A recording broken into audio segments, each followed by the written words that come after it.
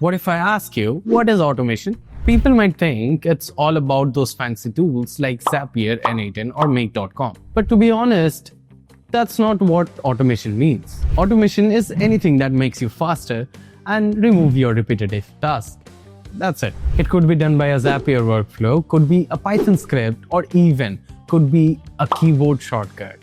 Yes, a keyboard shortcut is also an automation. At the end of the day, it's saving your time. And once you understand that, you start to see automation opportunities each and everywhere, just like us. Let me give you an example. Think about how much time you spent on your browser. You find something you need to check later, or maybe you are researching your competitors. You are constantly saving information for yourself and for your work.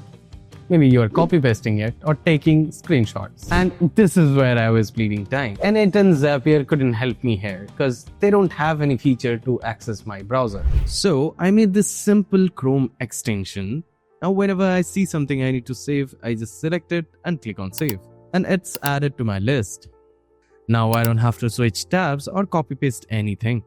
And everything saves right here in my extension.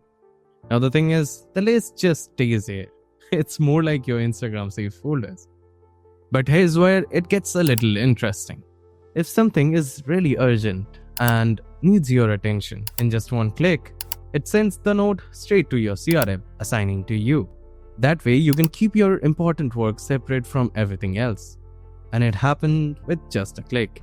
Now this isn't a video about Chrome extension. This is about changing the way you look at automation. Sometimes tools like Zapier and n8n just complicate stuff when you just need a simple keyboard shortcut. Let me show you what was actually happening inside the Chrome extension because it's simpler than you think. The extension has a few files working together. This content.js creates a floating icon whenever you select a text. Next, this pop-up.js handles all your notes in a proper structure.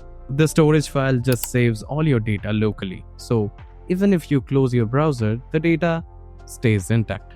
But the interesting part is the ClickUp integration, and it all happens in this single file.